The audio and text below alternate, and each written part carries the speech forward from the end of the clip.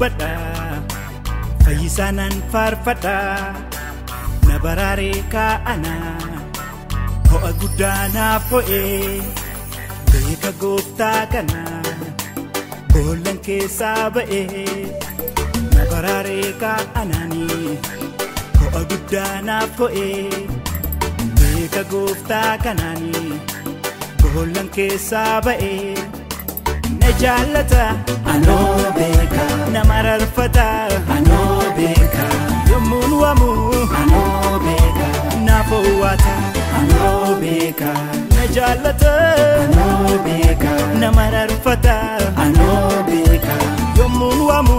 anoo beeka na fowwaata.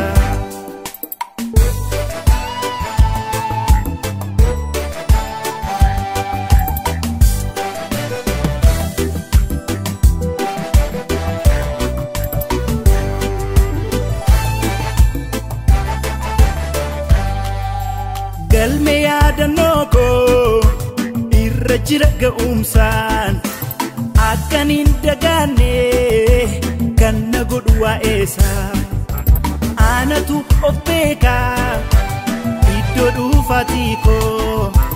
na dura hin dhokaatu tasa gochi waaqayyoo koo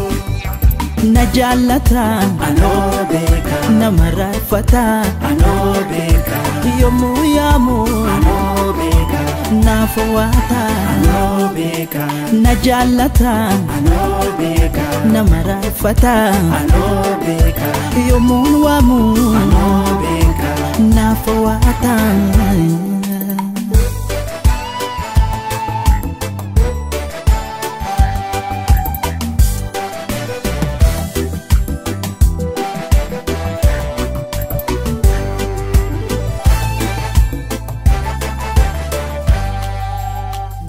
Tu isa jiba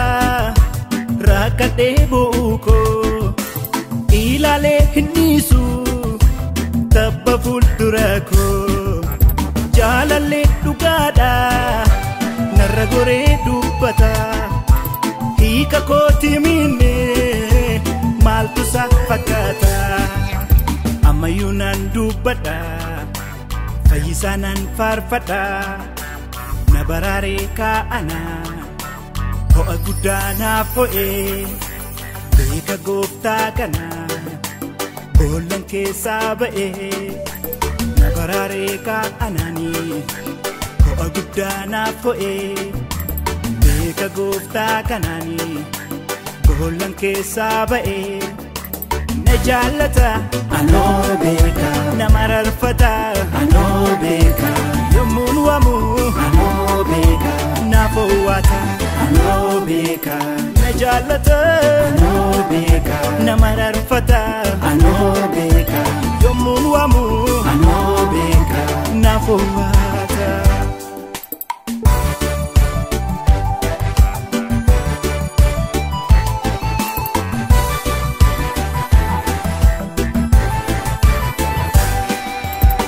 Utunni na baatu ija koonaan argee nama baay'ee ragaadha barri goosaan miidhagee kan saa ta'uun koo waan baay'ee na oolchee ulfaata ba'aa koo narra galagalchee dideera gooftaa hinniisu gonka jedhe dideera anasa kan na boonsu ankaraarraa ittiin gorree mootii kana weeddisu naaf galeetu maleessa kunoo kanan waaqessu haala kam keessattuu dandeetti isaan abdatee isa duukaan adeemaa fannoo isaa baattatee tokkicha isaa waan hundaa kooti gimbii koo jabaadha bilkooma waan fedheefu gooftaan anaaf ga'aadha dideera gooftaa hinniisu gonka jedhe dideera